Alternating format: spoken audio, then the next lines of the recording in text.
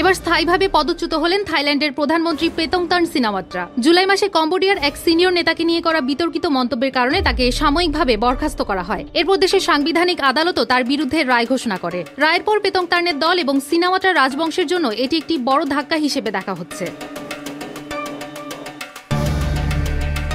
29 August থাইল্যান্ডের সাংবিধানিক আদালত পেতংতান সিনাওয়াত্রাকে প্রধানমন্ত্রীর পদ থেকে অপসারণের রায় দেয়। আদালত বলেছে বিতর্কিত ফোন কলটি নৈতিক মানদণ্ডের গুরুতর লঙ্ঘন। 9 বিচারকের আদালত রায়ে উল্লেখ করেছেন পেতংতান দেশের স্বার্থের চেয়ে ব্যক্তিগত স্বার্থকে প্রাধান্য দিয়েছেন এবং জাতির মর্যাদা রক্ষা করতে ব্যর্থ হয়েছেন।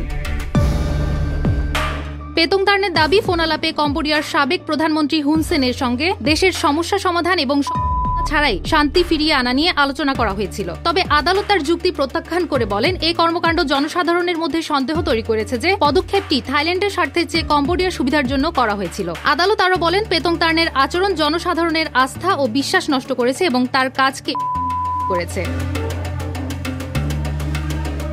ফাঁস হওয়া ফোন আলাপে পেতংতান এক সেনা কর্মকর্তার সমালোচনা করেছেন এবং হুন সেনকে আঙ্কেল সম্বোধন করে তার সাথে অতিমাত্রায় নমনীয় আচরণ করেছেন, যা জনসাধারণের মধ্যে তীব্র প্রতিক্রিয়া সৃষ্টি করেছে। এই ঘটনার জেরে পেতংতানের পদত্যাগের দাবিতে থাই জনগণ রাজপথে শুরু করেন। সাংবিধানিক আদালতে পিটিশন দায়েরের পর 1 জুলাই ভোটাভুটি হয় এবং 7-2 ভোটে পেতংতানকে বরখাস্তের সিদ্ধান্ত নেন আদালত।